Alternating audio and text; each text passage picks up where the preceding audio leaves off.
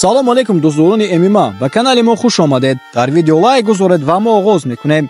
дӯстон, ба шумо либосҳо ва пойафзулҳо аз Туркия ва Кавказ бо нархи дастрасро пешниҳод менамоем, ки ба сифаташ кафолат дода мешаванд.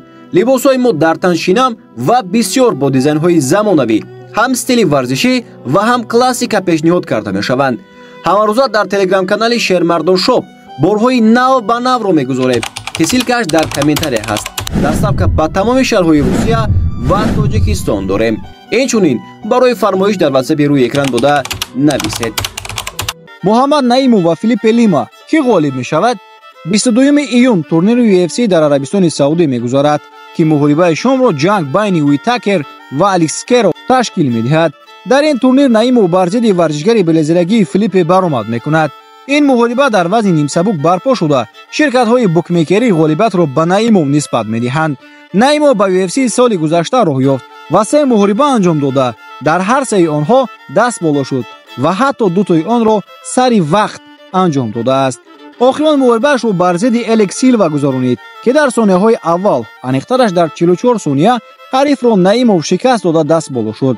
бо чунин нерӯи баланд Наимов шояд ба топ 15 дохил шавад ва як ҳарифи хатарнок барои ҷанговароне, ки ба ин топ дохил мешаванд, бошад. мехоҳам соли 2025 барои камарбанд биҷангам.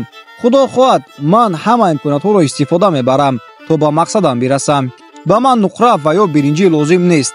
ман барои тилло ҳаракат мекунам, гуфт Наимов дар суҳбаташ. бахт ба варзишгари брезилагӣ хандид, чун бо осеб гирифтани ҳарифи пешинаи Наимов ба Филиппе Лима муяссар гардид, бо UFC шартнома бандад ва тақдири ояндааш пас аз муҳориба бо Наимов муайян мешавад. варзишгари пуртаҷриба ва хатарнок низ мебошад. ба ҳар ҳол мо бартариро ба Муҳаммад Наимов медиҳем, чун ӯ бо беҳтарин ҷанговарон баромад карда, дар лагерҳои номдор бо беҳтарин мураббиён омода шудааст. рӯҳияи баланд, омодагии ҷиддӣ ва дастгирии мо мухлисон ба дастболо шуданаш кӯмак хоҳад кард. Муҳаммад ба пеш.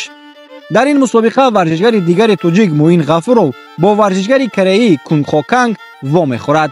Муин дар ду муҳорибаи пешинаи худ аз ҷониби ҳарифонаш шикаст хӯрда, кореяи худро дар UFC зери хатар гузошт. акнун дар ин муҳориба ӯ метавонад ҳарифашро дар вазни 61 килограмм шикаст диҳад.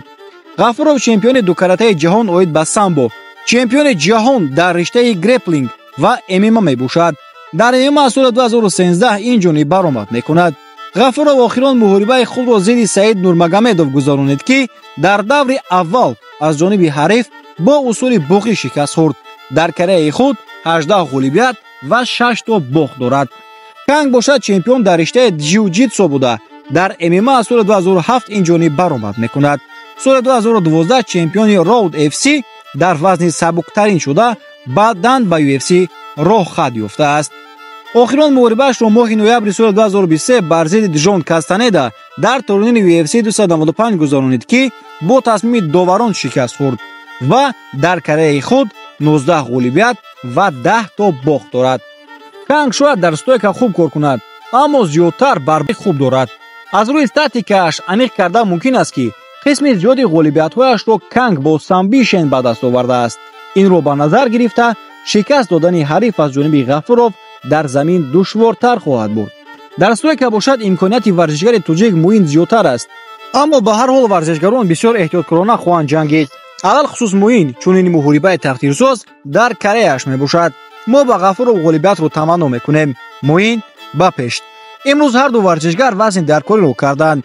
прямои эфири муҳорибаро бошад метавонед аз телеграм-канали мо бепул дарёфт карда тамошо кунед. силка дар комментария. худи ҳозир дар омада обуна шавед ва мо бо шумо дар ҳамин ҷо хайру хуш мекунем. хайр азизон.